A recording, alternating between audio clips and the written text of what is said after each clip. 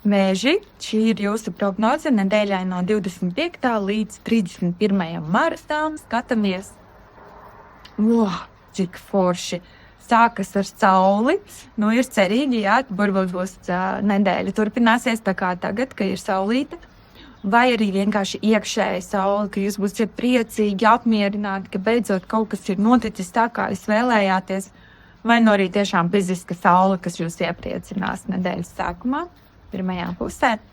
Nedēļas vidus, Vēži priekš jums, ko sola Imperators. Arī tādas saulainas krāsas mums turpinās noskaņojumā dzīvē. Un jutīsties kā tāds vadītājs, imperators, kuru visi klausa. Varbūt būs jāizdod būs kaut kas jānokontrolē, vai arī jūs satiksiet šādu cilvēku, varbūt būs mītings ar vadītāju. Un nedēļas nogale.